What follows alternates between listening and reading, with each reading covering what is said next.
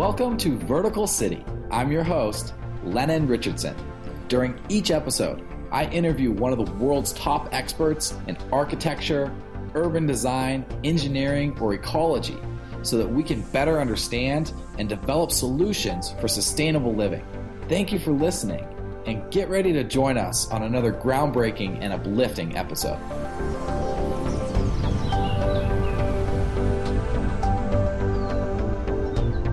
Tjerk Reijenga is a Dutch architect and founder of Bare ID Sustainable Urban Planners and Architects. He has been a proponent of sustainable living for over 35 years now and helped to pioneer the sustainable architecture movement in the Netherlands. He now spends a majority of his time working in China, where he hopes to help spark a similar movement. In this interview, we discuss his lifelong passion for sustainability, how he helped bring sustainability to the Netherlands, the differences between practicing architecture in the West and in China, common pitfalls Westerners face, and what it takes for an architect to be successful there. I also ask him how and why China developed so quickly, what the future of architecture in China holds, and what it would take for China to develop the world's first vertical city. This interview takes place at Tjerk's office in Shanghai, and complete show notes can be found by visiting verticalcity.org/podcast.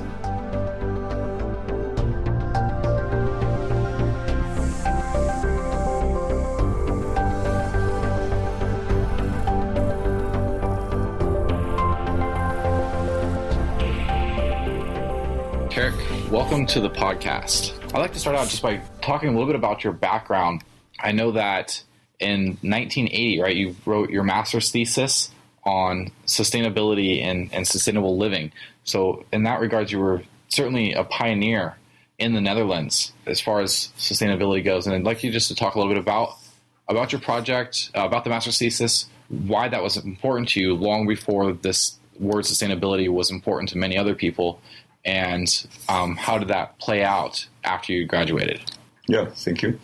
Yeah, actually, looking back to my study time in the Technical University of Delft in the Netherlands, in that time there was nothing about sustainability, but I was actually looking for a topic that interested me, and I was interested in a kind of sustainable remote living. It was something that was going very slowly.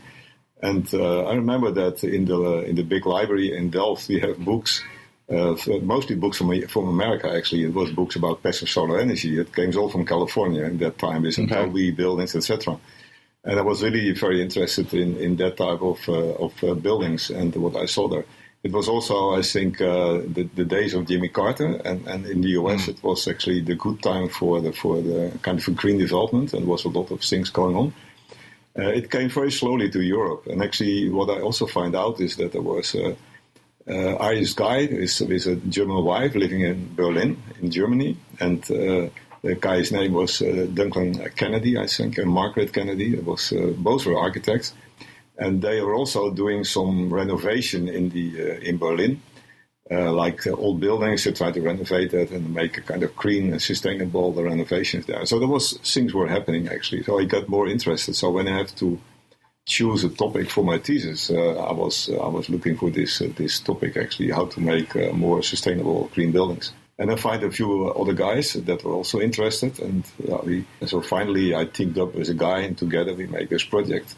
And what we want to do is actually we want to make a project that combine everything we could find, there was no internet.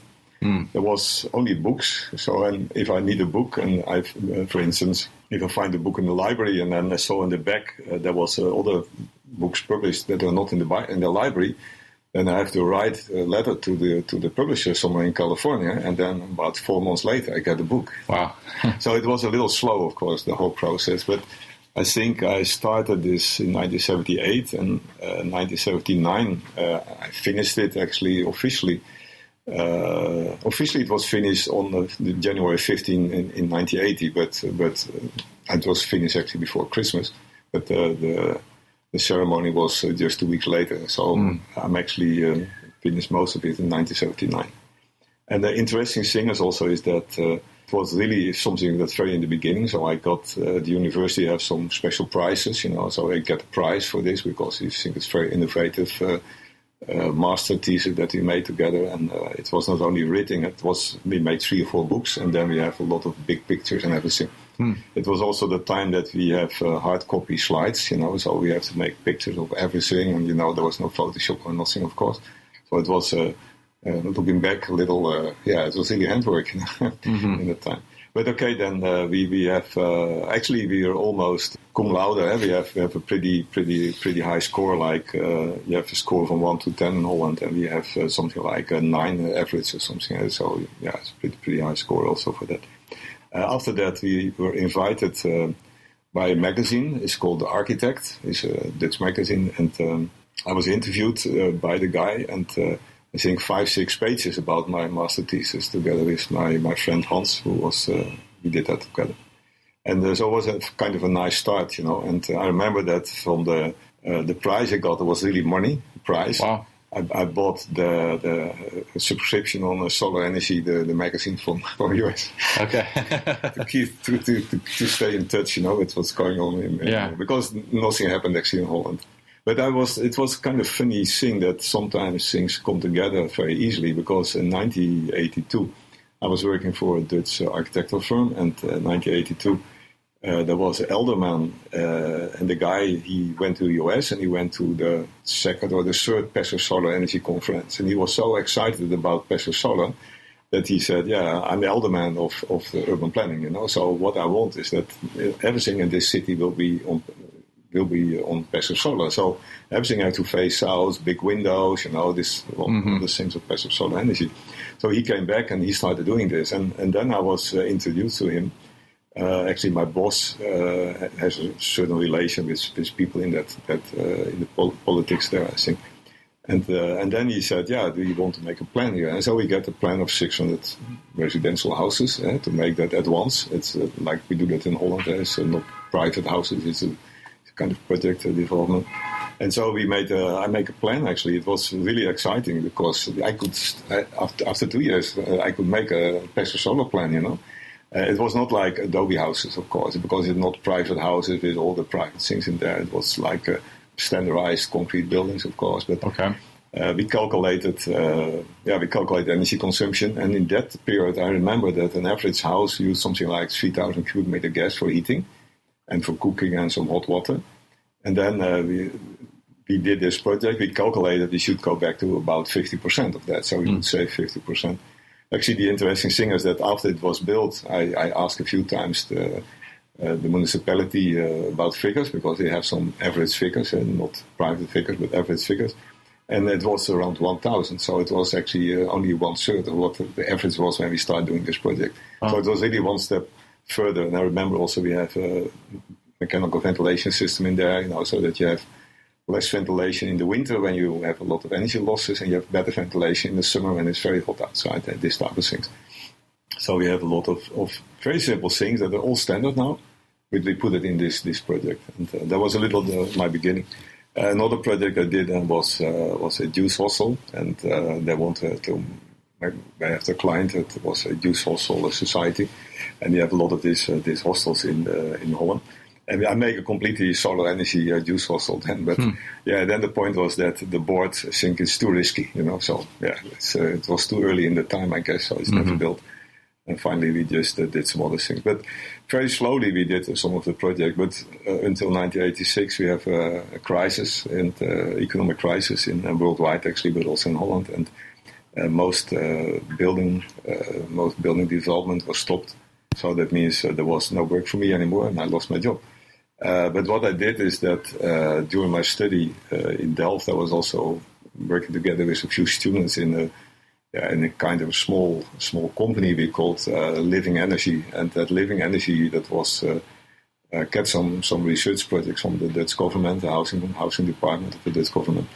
And actually in this way, we did some studies on how can we make housing more energy efficient, especially where people live already in old houses, not new houses, but the old ones. Because as an architect, you do new buildings in general, but this was about old buildings. And so I was, in that period, I was starting to do more research on how to make buildings more energy efficient. It was really in the beginning. The good thing was that because this type of things were happening, and it was all small things actually altogether. But I was always still involved after my study in the whole thinking about how to use solar energy, how to make energy efficient buildings, how to save water, what type of materials we're going to use. Then during the crisis, that is the other good thing of a crisis, is that everybody started his own company. So I started BEAR, my company, BEAR ID now, but in that time we just called it BEAR. And it was the acronym for the Bureau of Ecology, Architecture and Renovation. That was actually what we want to do. And now I changed the name later. In BEAR ID is BEAR International Innovative Designer. That's actually the name now. But so when I started the company, it was just me, and then I met another guy who was also fired. So we joined together. We worked a few years together. Then we split up again. And at a certain moment, I think it was 1990 or something, then I developed my own project, actually. I want to make a sustainable project. So I talked with Elderman in my municipality. The guy was really very interested to do this, and he supported me. He said, okay, you can choose some area, but we have a big development going. You choose a nice area. So I choose the best area, of course, because the price was the same everywhere, but it was the best area, with a nice view on the river or whatever. And so we developed... First, with my neighbor was a lawyer, and he was actually the contact with the alderman. And he said, we can maybe do 2 houses, one for you and one for me. Huh. But then when I was in that meeting, I just said 20, I said, why not? Instead of 2, because the price goes down if you have 20 houses. Mm-hmm. And then he said, then I want to have a list of the people that is going to join you for a green, ecology, friendly house. And we put a small article in the newspaper, me and my neighbor, and I think within 2 weeks we have 50 people. Wow. So that was really going very fast. And what year was that? That was we started, I think, in 1988 or 1987 or something with this whole thing. Finally, the project was finished and it was built in, I moved in April 1990. Wow. So that was built then. Then the thing what happened is actually that in 1989 we have the Brundtland report. The Brundtland report was published by about the sustainability and the environmental issues in the world, of course. What happened is that the Dutch government took it very seriously. So they started to make a green plan. So they want to write down a green plan to see how can we, what does it mean, this report, for the Dutch policy. And so they said, if you want to do something, then we need very, very broad support from the population as well. So that means all the branches that we have, we have architects and we have construction industry and we have whatever types of industry, but they're all related with building and with sustainability, and they have a big impact on how many energy you're going to use and what type of materials you use, etc. So they started a big commission, and I was invited to go into that commission, and it means from 1990 or 1991, I was for several years in that commission, and I was always in the front line, actually, in the making things, writing reports, and etc. for the government. And it changed actually the policy of the government a lot. They make a very big reports, and finally they make a kind of a handbook, a green handbook. You can say if you have LEED, of course, or you have green. Yeah. But in that time we don't have this type of thing. So I was actually. Also, one of my projects was writing for that handbook. We make a handbook of about 500 pages, how to build green, something like that. That's excellent. It was pretty nice. And at the same time, because my project, what I did myself, I developed myself, it was the first project that was actually visible.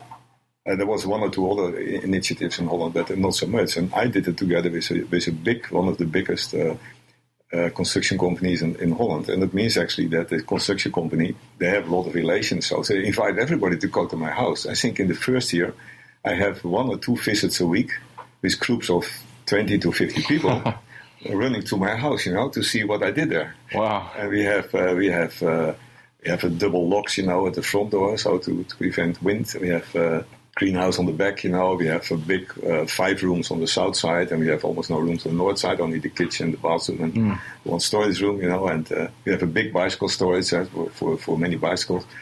We have a nice garden, we have a water, we have all this energy savings. I think the level of energy, the thermal insulation in the walls, that level actually what we use there, it took about 20 years before the official minimum level of the government was at the same level. Wow. That was I think it was in 2008 or something that they passed us this regulation, but we started already doing very, very high insulation.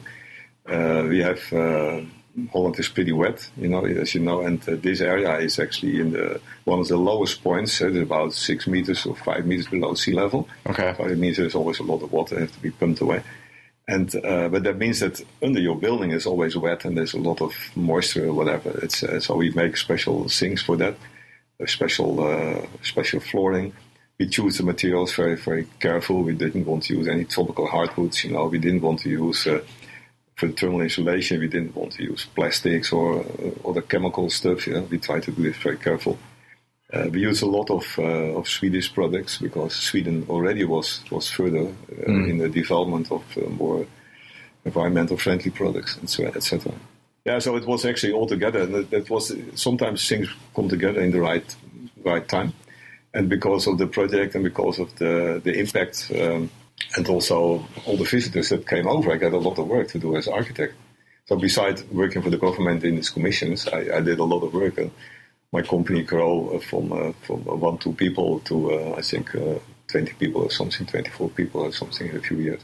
And so the company, we did, because it's a bigger company, you have bigger projects, of course. And I keep developing things. So one of the things I also did was in 1983, I made the proposal to renovate very old buildings with a kind of a solar facade. And we asked the EU for money for that. There was a possibility to get money from the EU, and we did this kind of applied science. It's something like you make a study and then you're going to apply it in a real building. This part's a kind of demonstration project. Yeah.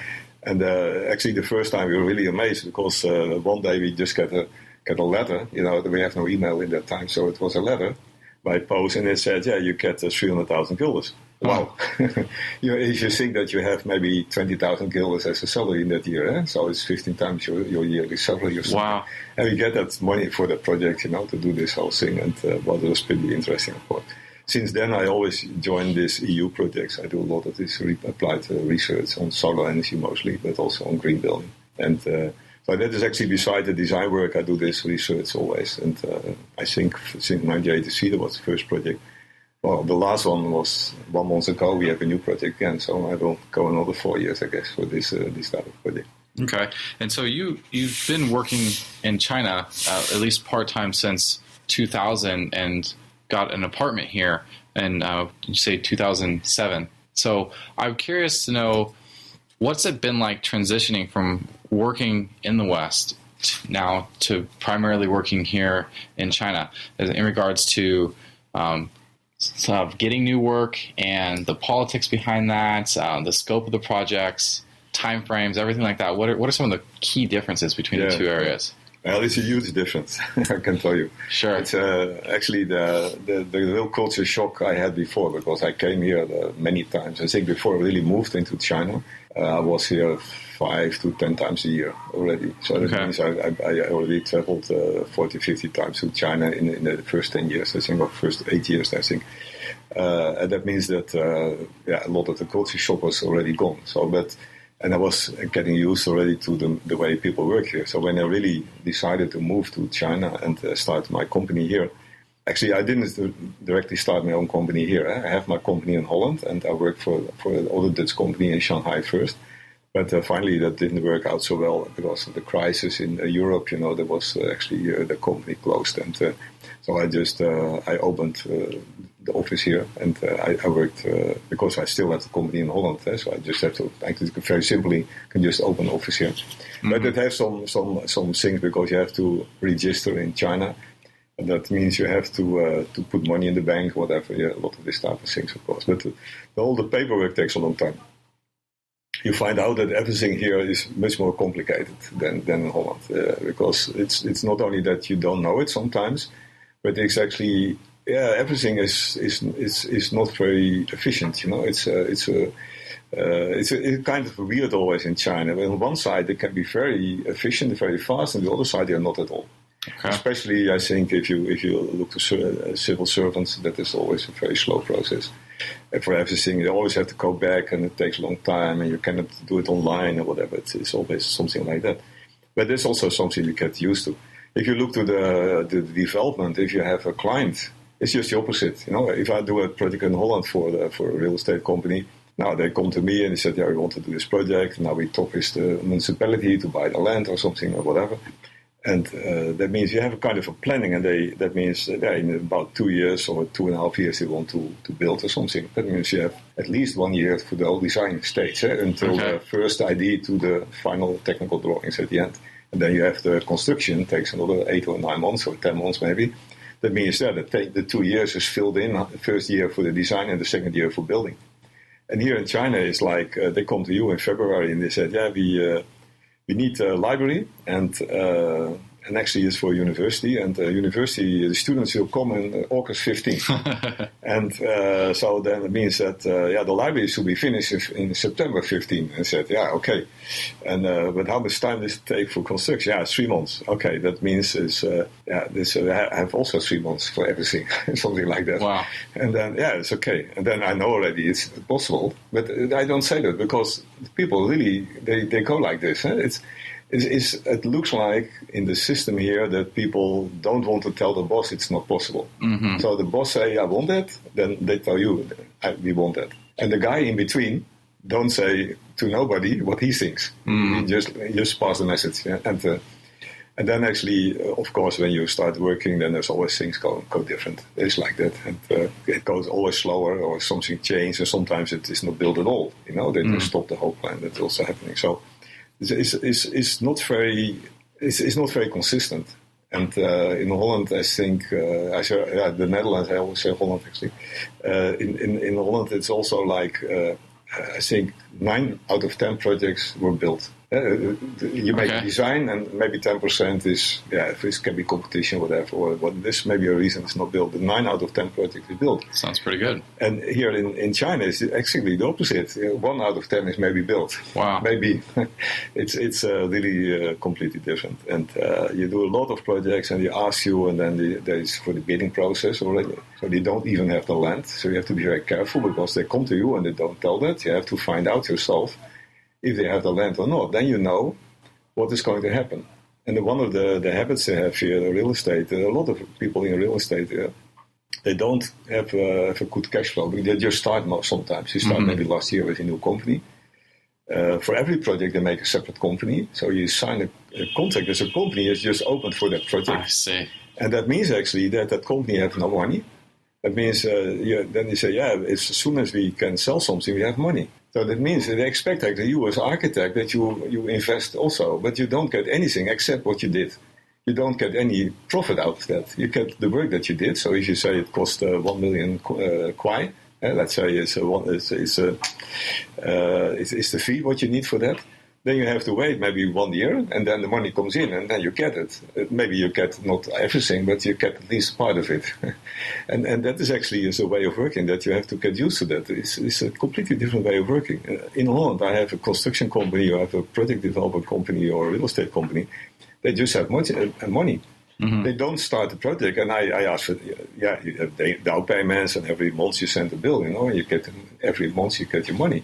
We have a very good cash flow always in Holland for the project. Within 4 weeks, I have my money. And here, I have some projects that wait 2 years to get my money. Wow. And nowadays, the down payment, especially the Western companies, they ask 50% down payment because they're afraid they never get any money anymore. Yeah. It's like this. But the Chinese don't do that. Actually, the local Chinese companies still go for 20%. And it means if nothing happens, then everybody works for nothing. Wow. But the system also is different because most of the local companies, they have a lot of overtime. So the Chinese, they work every night to 11 o'clock. So very long days. And that's not paid by hour, but they get a bonus when they make a profit at the end of the year. I see. So they have a kind of, actually, part of the financing of the real estate company is done by the architect, and the architect partly do it by his people and his staff, actually, by paying the bonus at the end. And if there's no money left over, there's no bonus either. So they work a lot of overtime, don't get paid for that. But if it works very well, then you get a big bonus. I see. So the monthly salary is maybe 5,000. And maybe at the end of the year, they get 15,000. So they get 2/3 as a bonus and 1/3 as a salary. Wow. So obviously, despite all these complications, you have found a way to be successful here because you're still here. Yeah. Well, the question is, what is successful, of course. But I mean, you can still survive here. That is true. But it's a very difficult way, and you need to have a big network. The first complication is already that my Chinese language is pretty poor. I can just I can walk around and I can eat and I can take a taxi, etc. But I mean, I cannot do a business talk. Yeah. So I always need assistance, or I need people that support me. So then there are some golden rules. For instance, is that if you're in Shanghai and you need an assistant that you have to trust, take somebody from Shanghai because you can trace them. Don't take somebody from far away. I made the mistake one time because they disappear. Wow. And you don't find them anymore. Somewhere in the village, in the countryside, you have no idea what it is. Of course, it's just a little black and white, but I mean, there is a lot of this type of things as a foreigner you have to think about, how to deal with these problems. And if you want to you have to make good friends with people, and it takes a long time too. For me, now I can say I make friends with people, and I know them for 8 or 10 years now. But I know who I can trust. I really have very good friends, and we work together.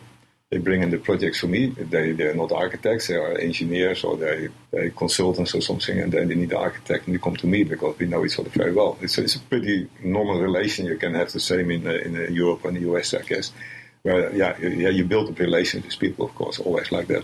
So you kind of touched on the next question I was about to ask, which is what advice would you have for maybe established architects or urban planners or students who might have a future in China? What advice would you give to them about what it takes to be successful? Yeah, you mean the foreigners, or you mean foreigners? Yes. I think if you're a student, then take the first year to learn Chinese. That is. I think if you already have an established company, it's different. But you can hire, I think, staff that have to do a master's in the US or in Europe.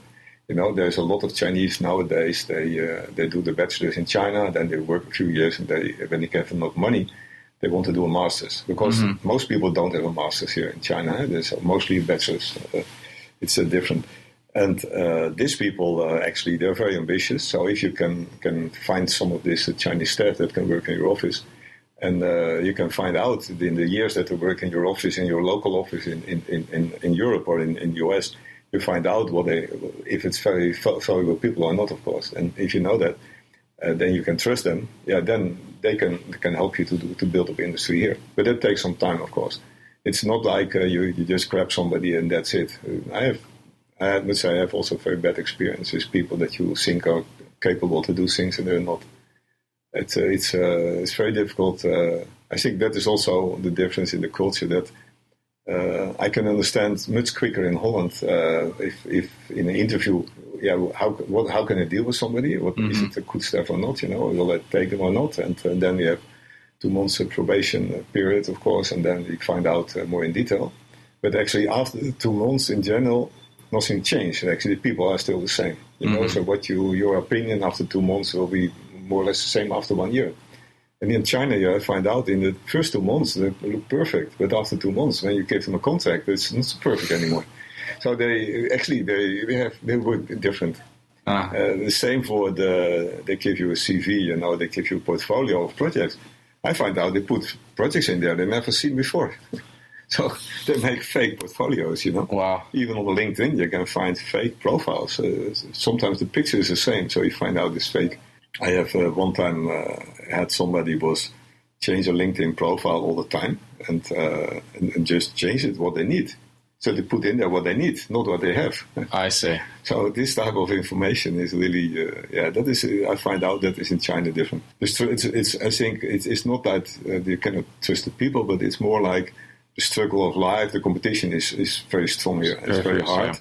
So people have to do something. I think they try really everything. And, you have to think about that. So it's the values also. I always say in Europe we have a very religious background. Even when you're not religious at all, you still have the background. Okay. And that I think it gives you some moral. And last night I was have a dinner with somebody and we talked about the morals in China. And she said, actually Chinese don't have moral.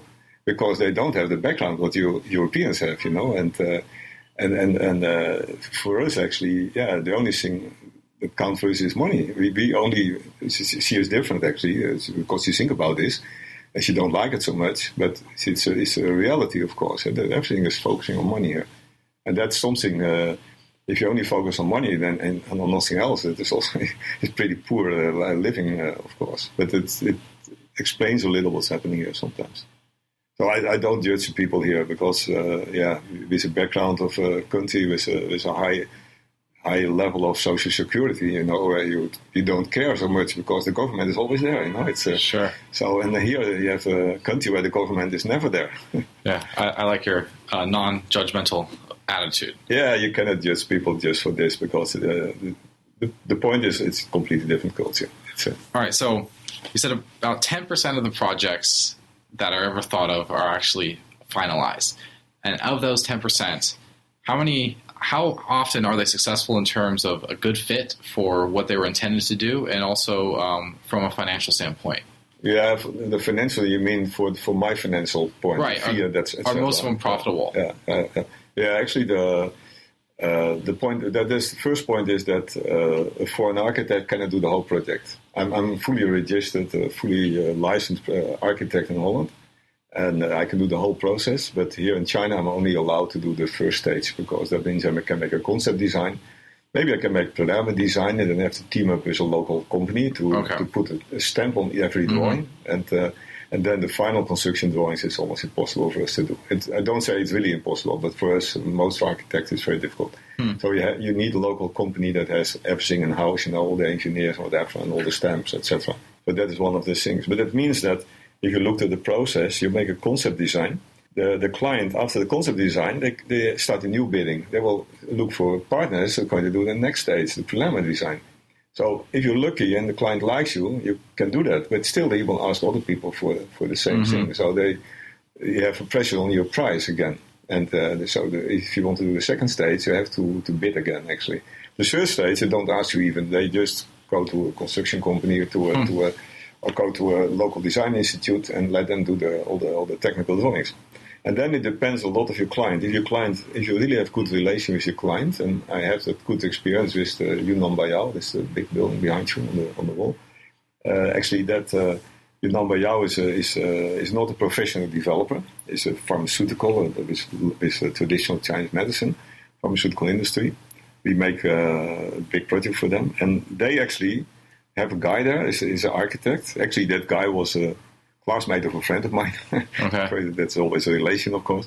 And that guy was very serious. Every time there was something that's going to change, he asked me. So that means I was involved in that whole process. It was actually unpaid, but actually I get all the questions. So all the main decisions, he tried to follow the design as much as possible. And if he didn't know, then he asked me. So that was pretty good. I did another project. It was for the Trina Solar. It's one of the biggest photovoltaic solar producers in China.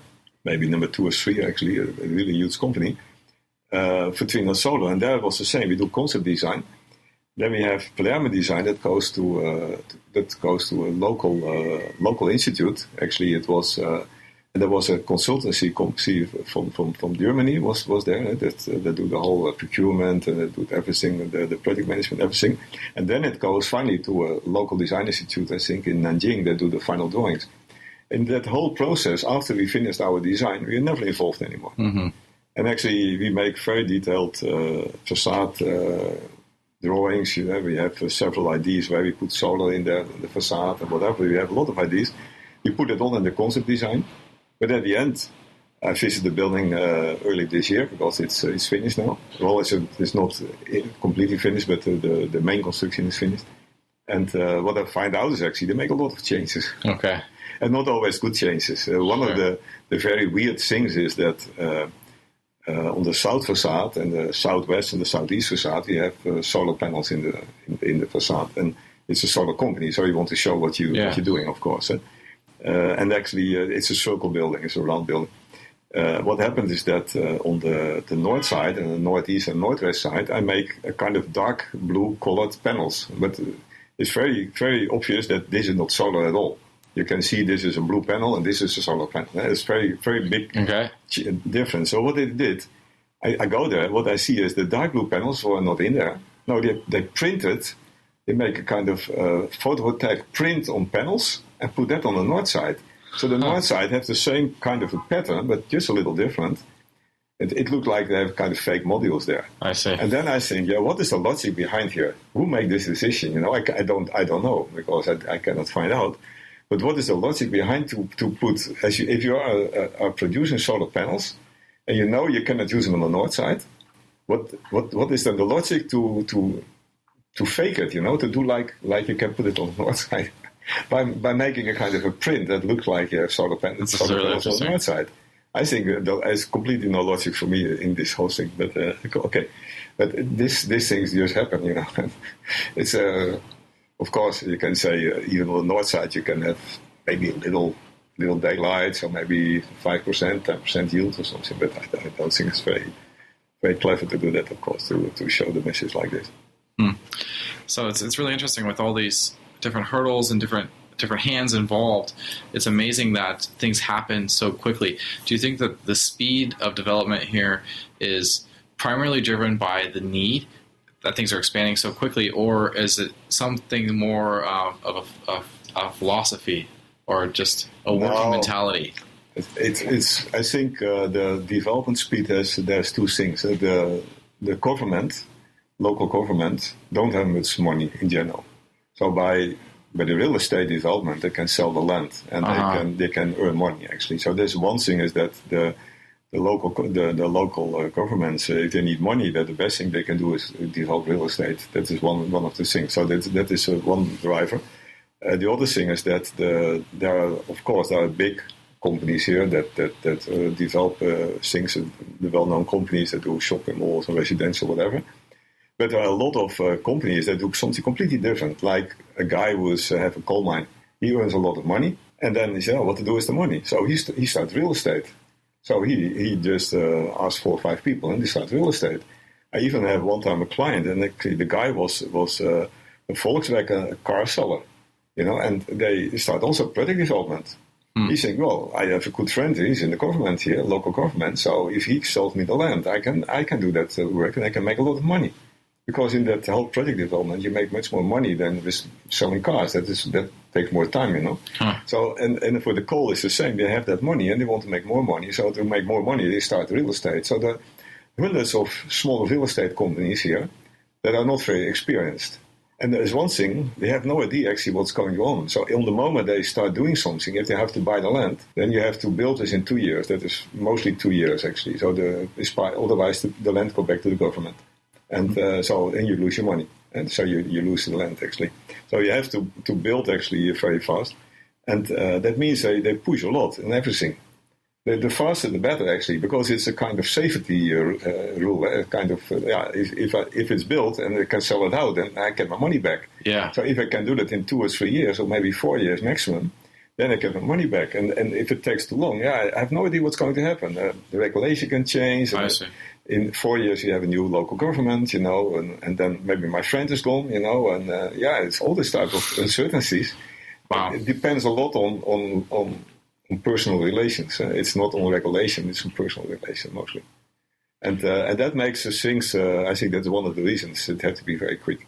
All right, so my organization, Vertical City, our intention is to leverage to basically petition the Chinese government to build the world's first truly vertical city, which would be a massive undertaking, larger than anything that's ever been constructed in the past. What do you think it would take for all the parties that would need to be involved to slow down and take all the necessary steps to make it be successful, or is that even feasible?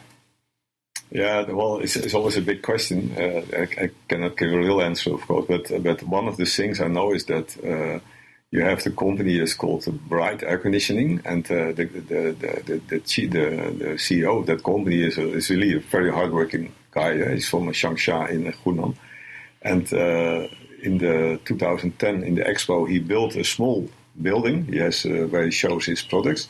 And that building actually that was a kind of prefabricated steel construction, and that the building was built in a way that it was earthquake proof, because it just had an earthquake in just before the Olympics, 2008. We have in Sichuan the big earthquake with a few 100,000 dead people, and I think that Kai started thinking then. So in the 2010 Expo in Shanghai, there was a building, 5 floors, and it was completely earthquake resistant building.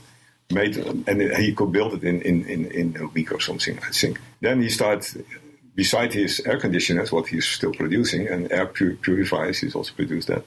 He started a company that started making this type of constructions, the prefabricated steel houses or whatever. And I think about 3-4 years ago, they built a 15-floor hotel in 10 days or something.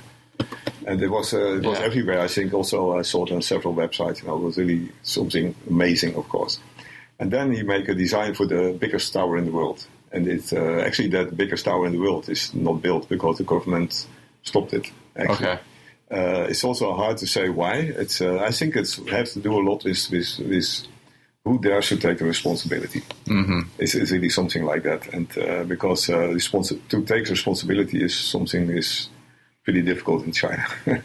I think it's always better if somebody else take a responsibility, of course. And of course the entrepreneurs, the companies actually, we do this. That's why they're entrepreneur, of course. But in the government, it's much more difficult, of course. Mm-hmm. And I'm not sure what is the exact reason, but that one of the reasons was that he said, it was too high, was allowed only to build a certain height, whatever. And they have no idea about all the, let's say, the regulation. If it's about fire regulation, we have the 24 meters, means under 24 meters is a little simple, and above 24 meters is high rise. But if you build something like 800 meters, what type of regulation do you have for that? There's no regulation actually for that. So you can imagine there's a lot of problems in there. And so there's really, I think that is something you have to do. And I think if they want, they can do that. But you need a lot of engineering from outside of China as well. Mm-hmm. Because if you see here in Shanghai, we have several big towers. And right. Of course, this is all done here in China, but it's done with a lot of foreign companies, of course. It's a big group of companies involved in there to do this. Because you really need a very good engineering, of course. And the regulation is, if you look to the regulation on the construction, is kind of old-fashioned.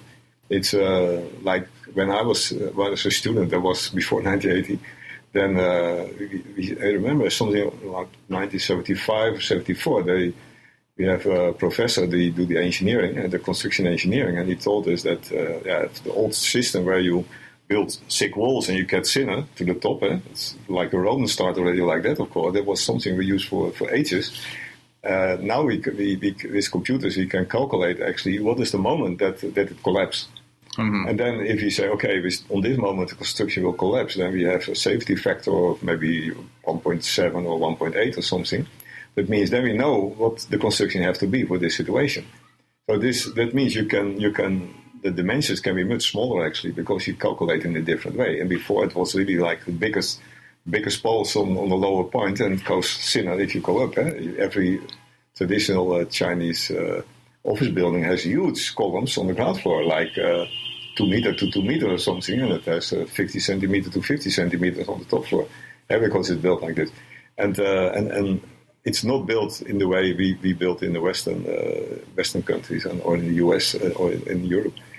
So what you see is that this type of making the calculations makes it very difficult to make this high-rise building. So I think all the high-rise buildings that are built here in Shanghai, in Pudong, they follow the Western way of calculation and not the regulation in China.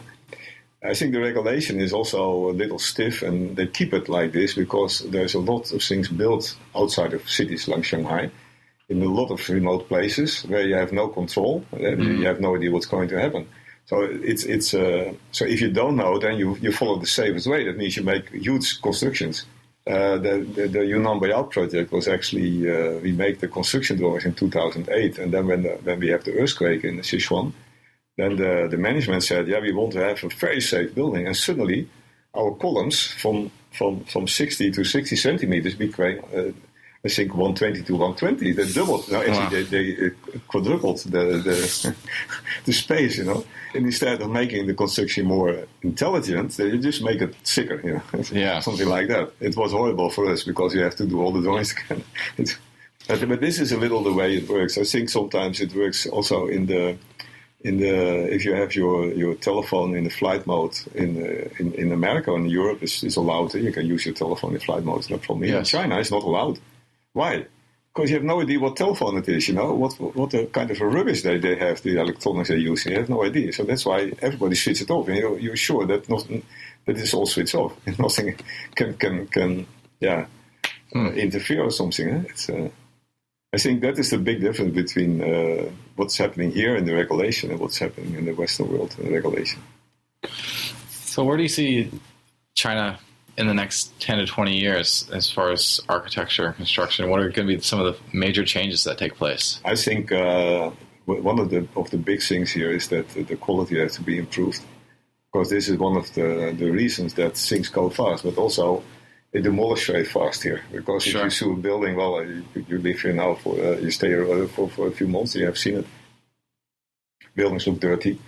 Sometimes a building is 1 to 2 years old and it looks like it's 20 years old. That's what you see a lot here. And this type of things, that means, I think, to improve the quality of the detailing of the buildings, to improve actually the quality of building, to improve the education of the workers, because nowadays you have workers that are just farmers, they come to the city and they start working. So you cannot imagine that there's very high quality buildings if you have staff that are farmers actually. Yeah? Sure.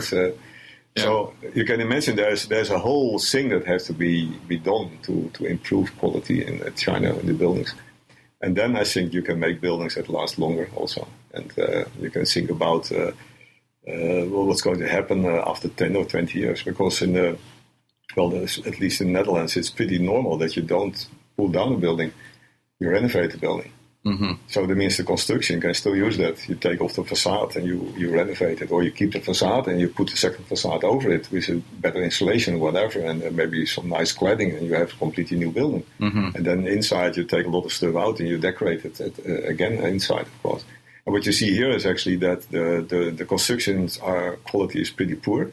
But then they are very good in plastering, So inside they plaster and it looks very beautiful. Uh-huh. And so the labor cost is very low, so you can do that. It's because of low labor cost, you can put a lot of time in there. That doesn't matter. And they don't put high quality materials in there because that costs money. I see. And that is actually also a difference. In Holland, we say. The labor cost, we try to eliminate the labor cost, and we have more material cost. And here it's just the opposite. You try to eliminate the material cost and use more labor cost. So handwork is still better and cheaper than prefabrication. Some places. And that's just something I think that Switzerland is starting now.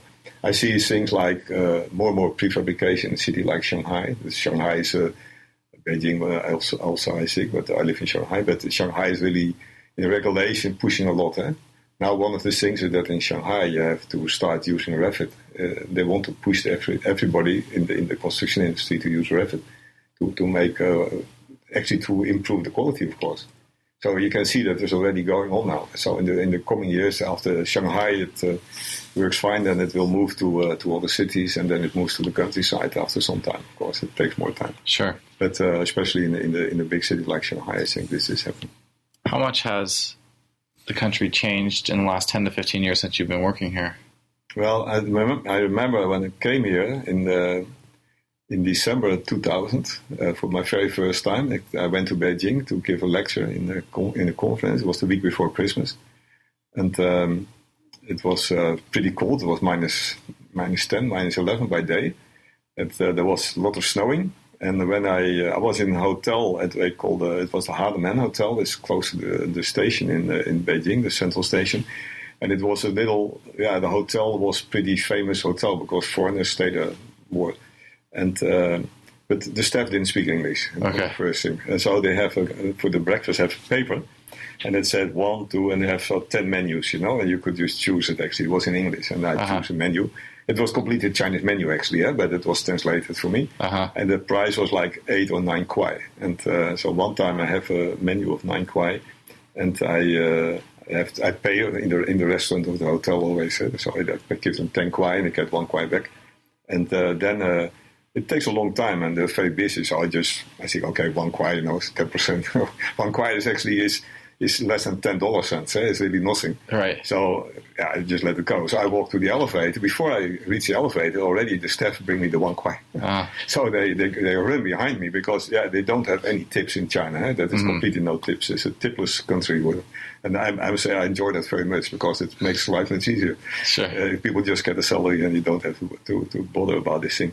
But the second thing is, I remember that for dinner time, I go outside and I cross the street, go to the other side. I have to watch the bicycles. There was no cars. There was 1 or 2 cars in the street, and there was hundreds of bicycles in the street. And that was in 2000. And I don't know, I guess you've been in Beijing. I think nowadays in Beijing, you see 10 or 20 bicycles and hundreds of cars. Yes. And they don't drive, of course. They're always in the traffic jam. They stand still and they smoke and they pollute the air, whatever. So Beijing, was in 15 years, it changed completely, the traffic system. Really, I think that's the biggest difference I noticed. But when I go to other cities like Kunming, is the capital city of Yunnan, and when I first came in Kunming in 2002, it was maximum 4 or 5 floors, the whole city. They have, I think, one or 2 towers. There was 20 floors. And it was really very unique. And nowadays, it is 40, 50 floors everywhere. It's in the city center. So you can see this type of development that started in Beijing and in Shanghai now goes everywhere in the countryside. But it's 10 years later then. Last time I was in China was 4 years ago, and I've been quite amazed at how much change has taken place just in the last 4 years. Yeah, maybe I don't notice it anymore so much. But you're right, because you're here, so it's always constantly changing. Yeah. But every time I'm in Beijing and I take a taxi to my hotel, and then mostly it's the same hotel. But then every time I think, hey, they're building here, So because every time the express road from the airport to the city, it looks different. There's always something new in it. Yeah, and that I didn't remember. So we have just a few minutes left on the podcast. I'm curious if there's any other projects or topics that are really near and dear to your heart that you want to talk about in our last few minutes. Yeah, I think the green design, it was one of the reasons I was very interested to work here was actually to make more green design. I was involved in some projects with the Dutch government. They have and the Chinese government. They have an MOU between the two governments, Memory of Understanding. And in that MOU, it said that the Dutch government should support the Chinese government with make regulation on energy savings. And actually, at the end, we did, and it's done by the Chinese Research Institute, of course. There is official one, but we did the first steps actually in that whole thing. And that was between 2003 and 2005 actually. And actually, because of the situation I see here, with the pollution, with the amount of land is also very limited here. It looks like a big country, but most of the area you cannot use because you have to produce food as well. And I was also involved in some agriculture development, and you find out actually that there is almost no energy. There's a lot of coal, but no other energy. There's a problem with water. We have a problem with clean air. And we have a problem with land. Actually, we have a lot of problems here, and we have a lot of people. Yeah. So you can see actually that there's so many problems. And in my expectation was that in a country where everything goes so fast, why the regulation on pollution, etc., doesn't go faster? And that is really something that is also disappointing me a little. But I mean, it's something that I think.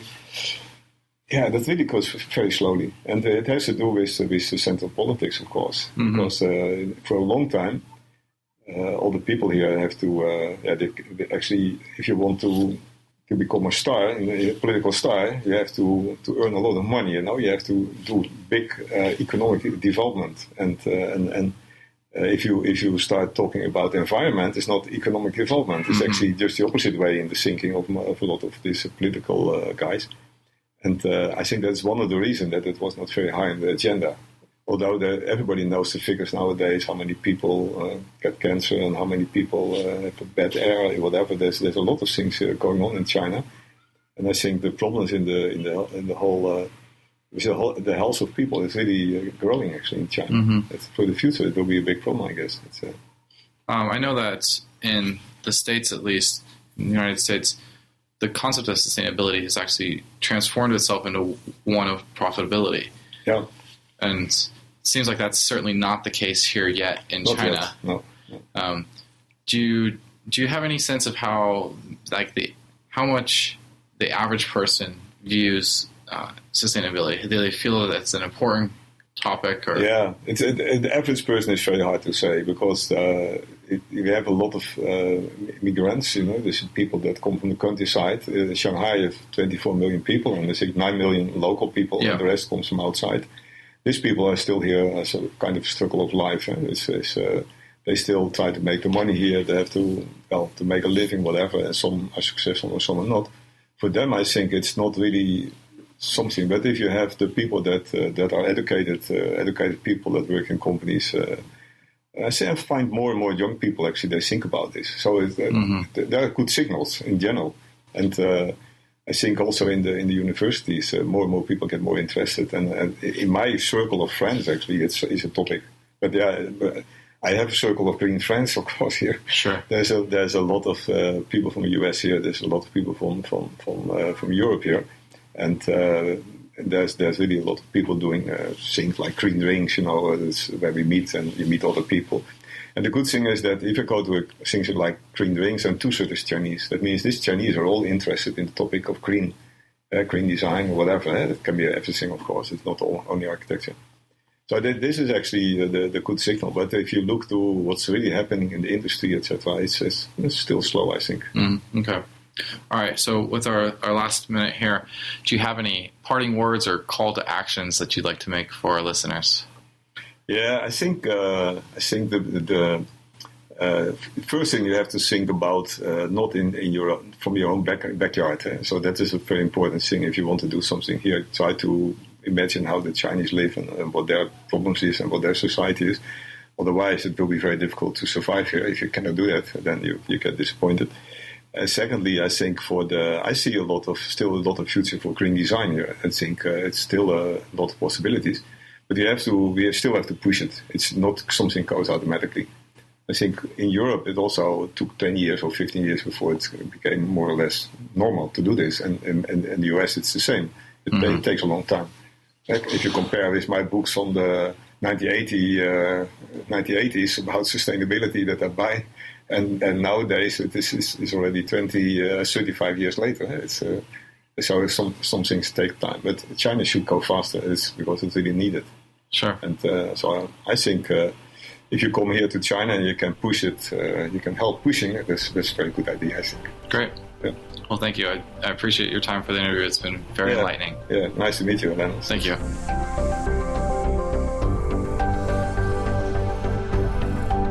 Thank you for listening to this episode of Vertical City. Learn more about the Vertical City concept and continue the conversation by visiting our website, verticalcity.org. I truly hope that you have enjoyed this episode. If you did, please subscribe to our podcast, leave a review on iTunes, and most importantly, share Vertical City with your friends and colleagues so that together we can create solutions for sustainable living. I'm Lennon Richardson, signing off for the Vertical City team. See you next time.